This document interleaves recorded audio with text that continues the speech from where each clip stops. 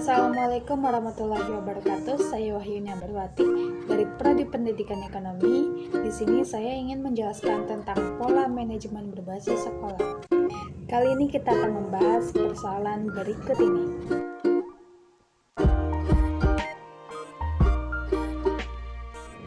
Sebelum menjawab pertanyaan terkait asumsi bahwa manajemen berbasis sekolah merupakan jalan terdekat menuju peningkatan mutu dan relevansi pendidikan, perlu dipahami bahwa manajemen berbasis sekolah atau MBS sendiri merupakan sebuah model pengelolaan pendidikan yang memberikan otonomi atau fleksibilitas kepada sekolah dalam membuat aturan atau kebijakannya sendiri. Otonomi sendiri dalam Kamus Besar Bahasa Indonesia atau KBBI diartikan sebagai pemerintahan sendiri, maka dapat diartikan pemberian otonomi terhadap kebijakan sekolah dalam MBS merupakan pemberian kekuasaan atau keluasan dalam mengelola, memanfaatkan, serta memberdayakan semua sumber daya sekolah, termasuk di dalamnya mendorong partisipasi warga sekolah, guru, peserta didik, kepala sekolah, dan karyawan sekolah untuk meningkatkan mutu sekolah seoptimal mungkin. Berdasarkan pengertian dari manajemen berbasis sekolah di atas, maka dapat diasumsikan bahwa MBS sendiri memberikan keleluasan kepada sekolah dalam mengelola sumber dayanya secara efektif dalam mencapai tujuan yang diinginkan. Sebelum diterapkannya MBS ini, ada beberapa faktor yang menjadi pemicu mengapa setelah banyak upaya yang dilakukan dalam meningkatkan mutu pendidikan, namun belum juga memberikan hasil dan pengaruh yang optimal dan signifikan, termasuk di dalamnya adalah kebijakan penyelenggaraan pendidikan yang berorientasi pada hasil. Penyelenggaraan pendidikan yang dilakukan secara sentralistik atau semua diarahkan kepada kebijakan pusat dan kurang terlibatnya peran serta masyarakat terkhusus orang tua siswa dalam pelaksanaan praktik pendidikan. Konsep MBS sendiri yang memberikan keluasan kepada sekolah terkait kebijakannya diharapkan dapat melakukan pengembangan total pendidikan yang bertujuan untuk melayani kebutuhan anak dan peserta didik agar lebih efektif dan relevan yang sesuai dengan kebutuhan. Lewat MBS ini, sekolah juga diharapkan dapat memaksimalkan personil sekolah, termasuk guru, kepala sekolah, karyawan, dan masyarakat, serta orang tua untuk dalam mengembangkan program-program yang lebih meyakinkan untuk memenuhi kebutuhan pendidikan peserta didik. Oleh karena itu, penerapan manajemen berbasis sekolah ini dapat diasumsikan sebagai jalan masuk terdekat dalam peningkatan mutu dan relevansi pendidikan. Pendidikan selalu bergerak mengikuti perkembangan zaman. Kemajuan perkembangan teknologi dalam bidang industri mau tidak mau mendorong pendidikan ikut bergerak maju yang menjadi penyebab perubahannya tingkah laku masyarakat. Dalam merespon perubahan yang terjadi, pihak sekolah selaku penyelenggara pendidikan tentunya juga harus ikut berubah, bergerak, dan lebih terbuka terhadap keadaan baru dengan menerapkannya konsep-konsep baru yang lebih sesuai dengan perkembangan keadaan yang terjadi. Salah satu konsep yang diperkenalkan dalam manajemen sekolah adalah analisis SWOT. Analisis SWOT sendiri dapat diartikan sebagai sebuah analisa keadaan yang melihat sesuatu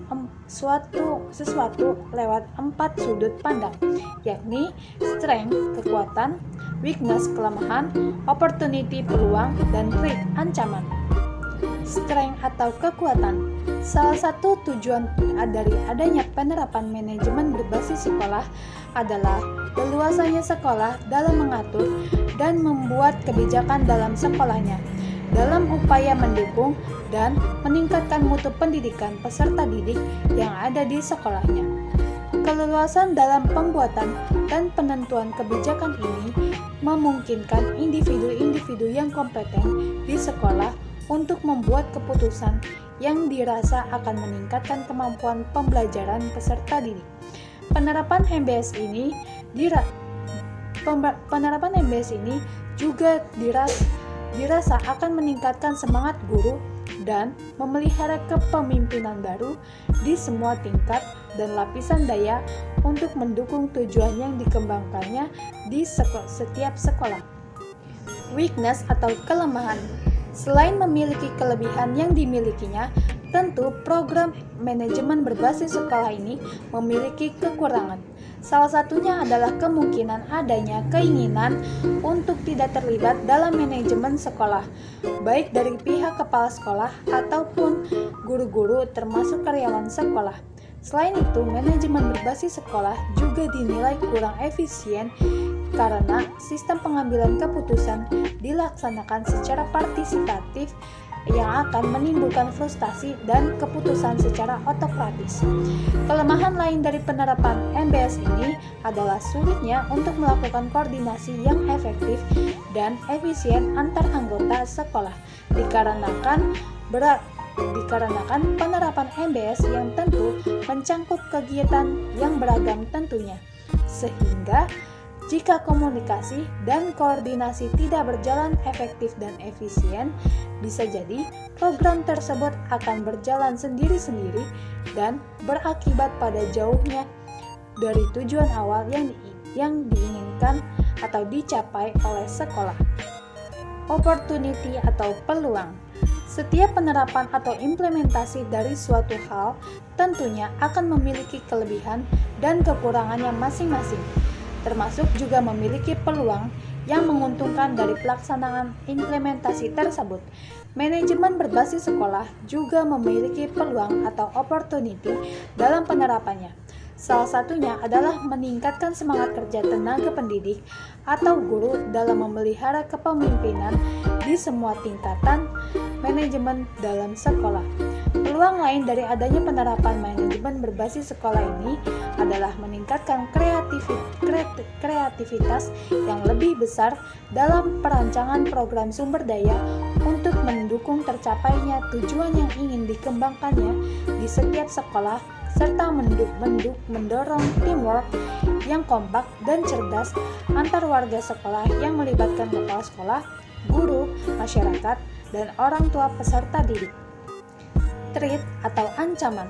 Adanya peluang yang tercipta dalam pelaksanaan atau implementasi sesuatu dalam hal ini adalah manajemen berbasis sekolah tentu juga akan menciptakan ancaman yang terjadi saat pelaksanaan MBS.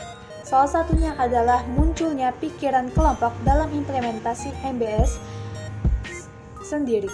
Pikiran kelompok yang dimaksud adalah saat melakukan diskusi untuk mengambil keputusan bersama, tentunya dalam jangka waktu tertentu akan memunculkan kohesi atau ikatan tersendiri di antara anggota dewan sekolah.